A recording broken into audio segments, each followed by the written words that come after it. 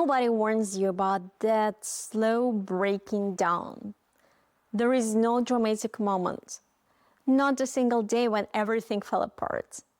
Just gradually you realize you've been running on empty for so long that empty starts to feel normal. For me, that was sleep.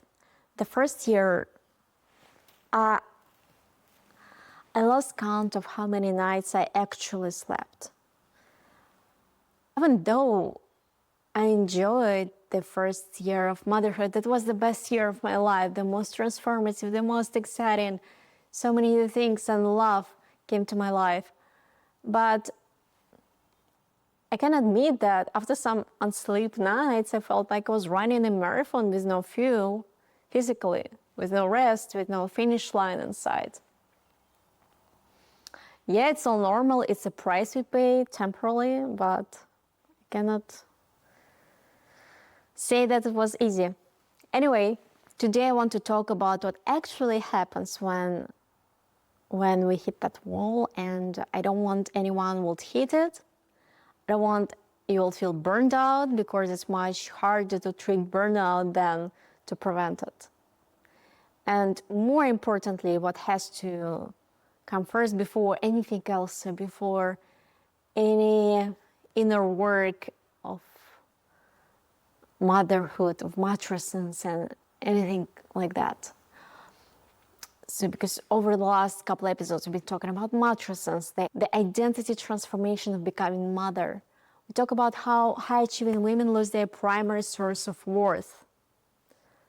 We talk about how mom guilt is systematic construction, not a character flaw. And all of those things, identity loss, achiever shock, they don't just live in your head, they live in your body. And that body keeps a score. I don't want to say that one thing will break you. No, it's just accumulation. You can handle one hard thing, two hard things.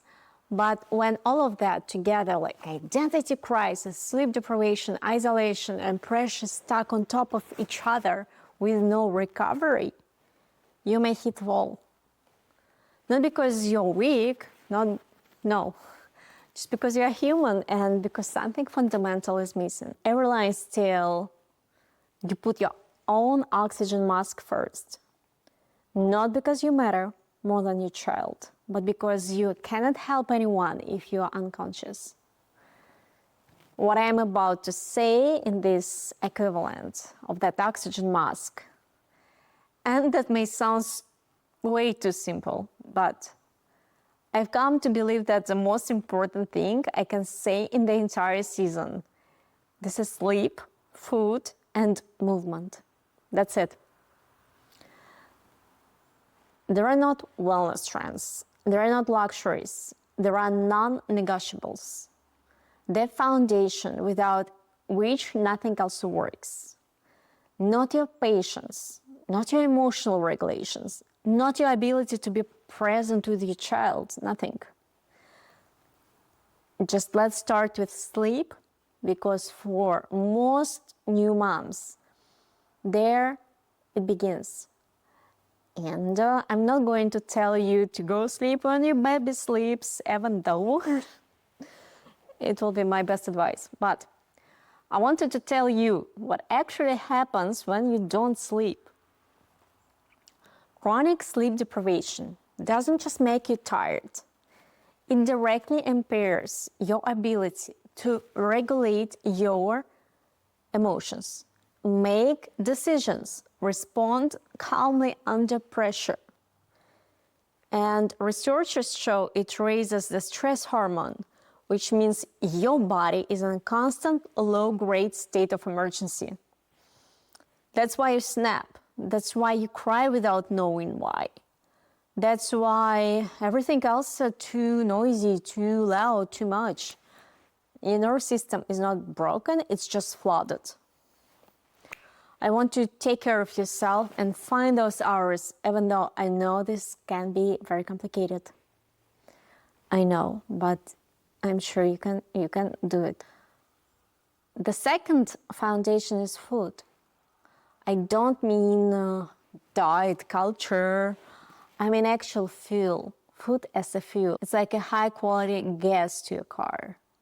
The low one will break your engine. The high quality will keep it running. When you are postpartum, breastfeeding, running on no sleep, and managing a household, your body is working harder than it ever has. And most mothers, I know, myself included, forget to eat sometime. Or eat whatever is fastest, or put themselves last at every meal. Doesn't matter. You need to remember that your brain runs on what you feed in. Your nerve system runs on what you feed it. When you're depleted nutritionally, everything gets harder. Your mood, your tolerance, your ability to find joy in these small moments. So, this is very important. Protein, fiber, good carbs. Remember that you cannot pour from empty cup. An empty cup and something, sometimes literally that. And the third thing, essential, fundamental, is a movement. Not performance, not getting your body back. No.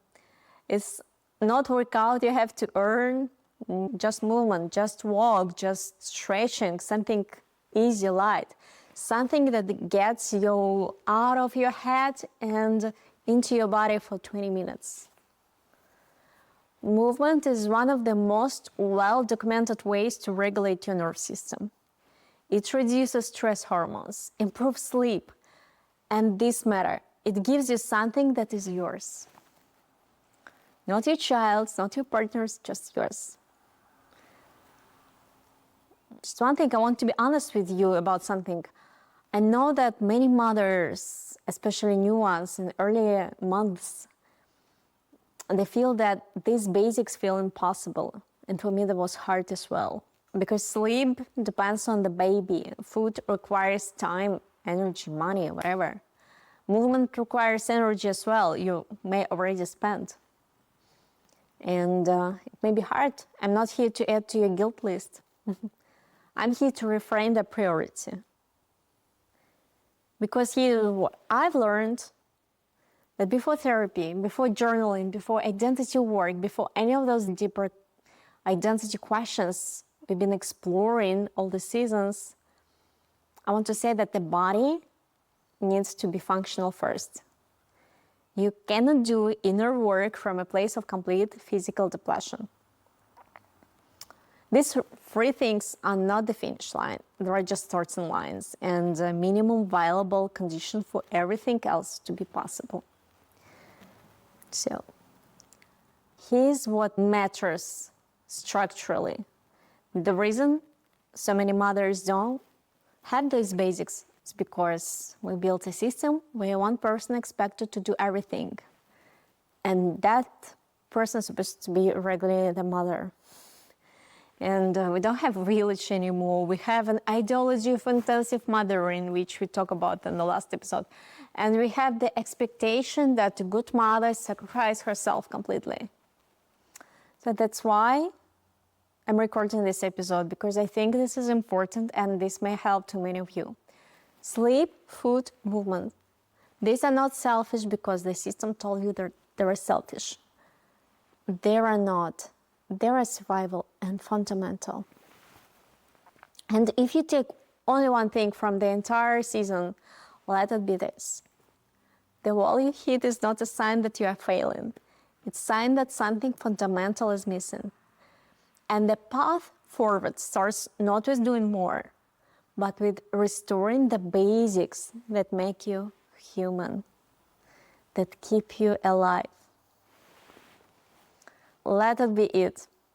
I wish you a couple hours of extra sleep, good food, good walk, stretching, and see you next episode on the She Did It show.